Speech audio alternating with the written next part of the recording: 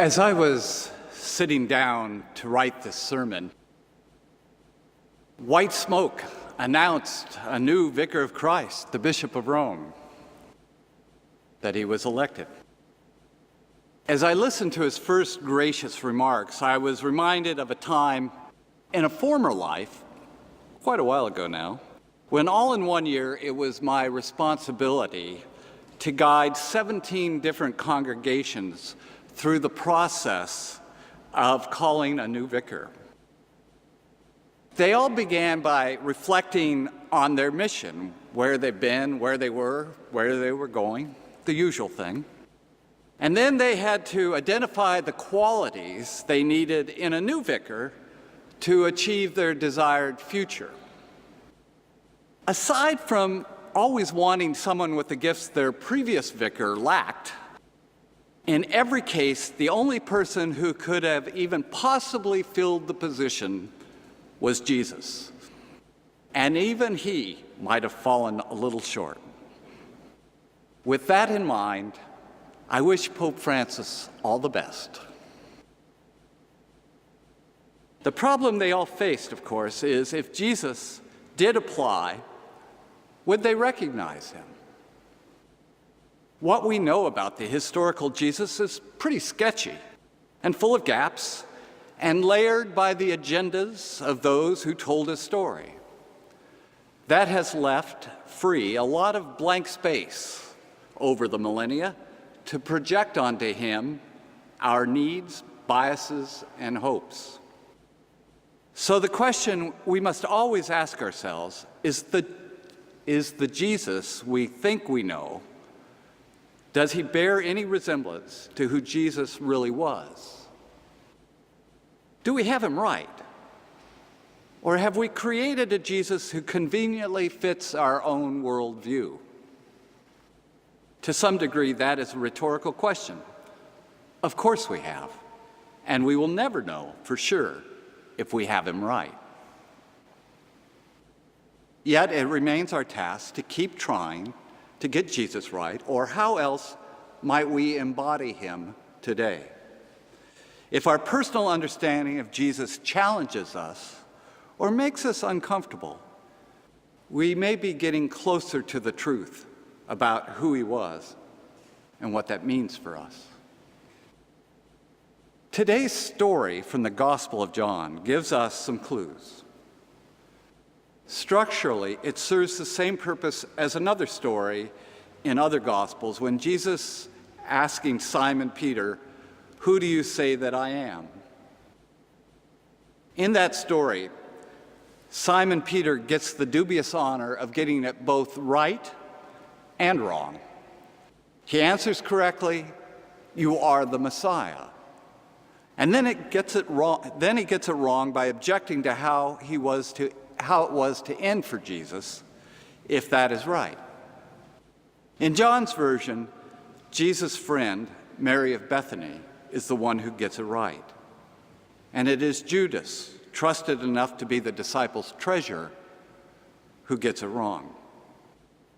Let's look more closely at the story.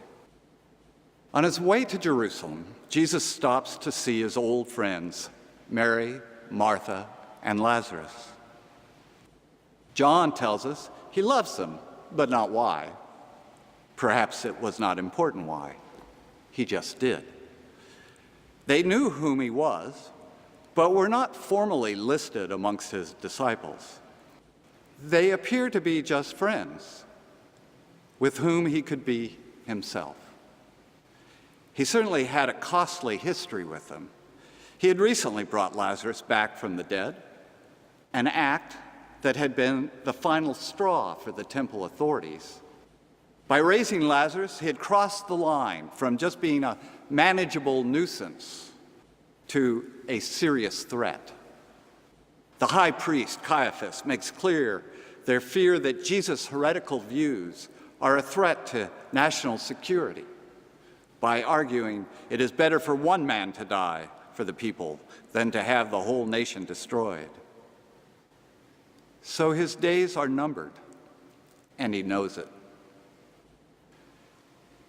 When he arrives at their home, and certainly When he arrives at their home, and certainly Mary and perhaps her siblings can see he knows it on his face, even if those he is traveling with can't.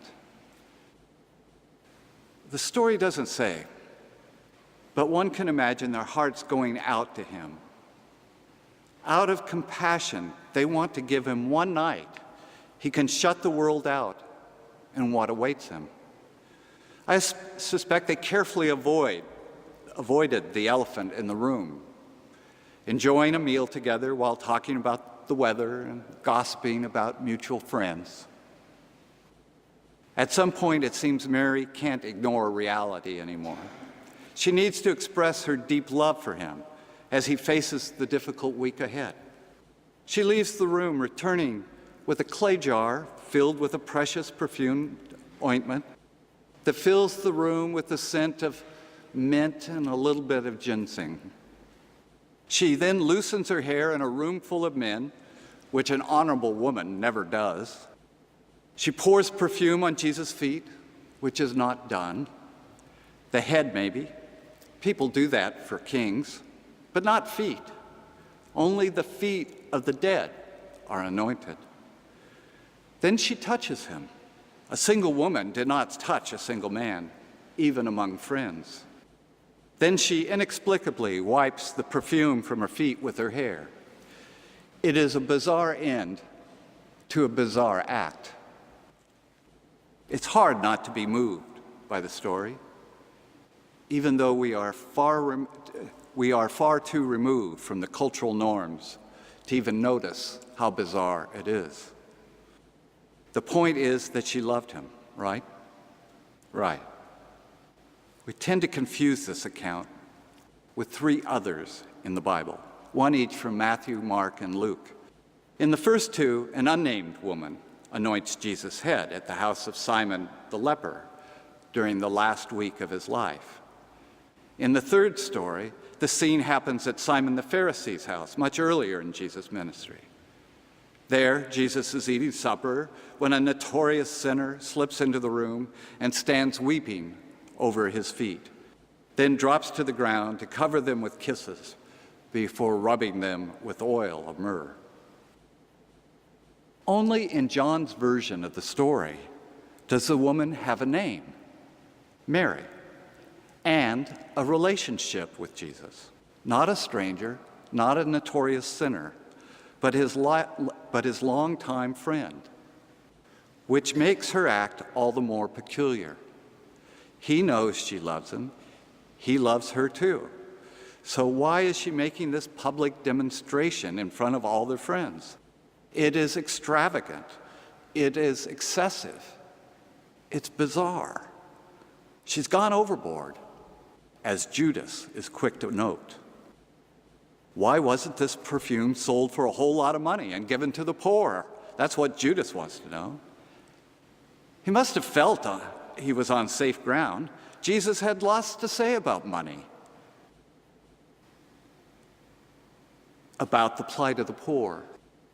He was pretty harsh on conspicuous wealth. He spoke frequently about the importance of responding to the needs of the poor with compassion and generosity. But no, Jesus brushes him aside. "Leave her alone," he says. "She brought it so that she might keep it for the day of my burial. You always have the poor with you, but you do not always have me." Which is about as odd a thing for him to say as what Mary did. Here is the champion of the poor dismissing Judas' plea as not getting it right. It is Mary's extravagance that gets it right. Mary understands that her friend's insistence that there are no insiders and outsiders, no clean and unclean, no worthy and unworthy, no deserving and undeserving, can only end in provoking the wrath of those who maintain order and control by dividing and sacrificing. Such provocation has inevitably made him the target, the one who must be sacrificed. Her gift, lavished on him, is actually an act of compassion, an act of service to the poor. She is attending to the one who represents all the victims of this violent world's callousness and greed. What Judas doesn't get is that Jesus was not about dictating new laws to do good. He was about compassion and actual service to our neighbors.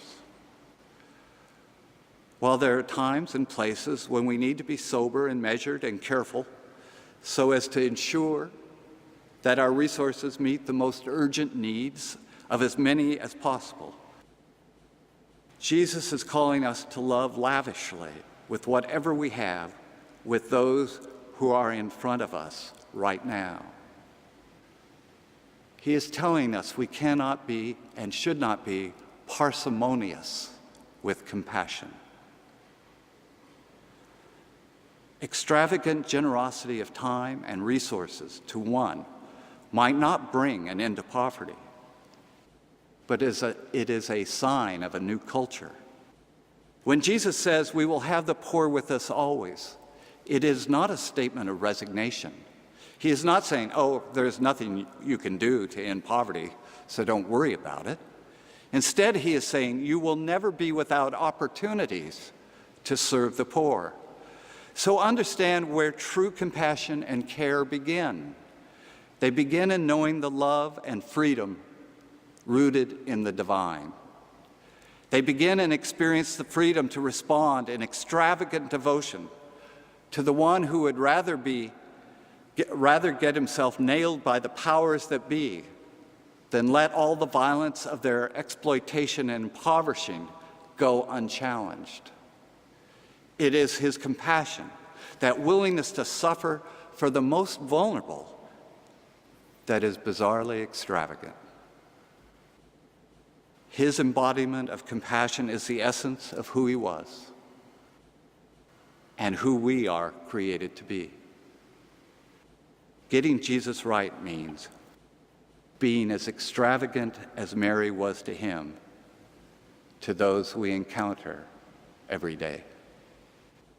Amen.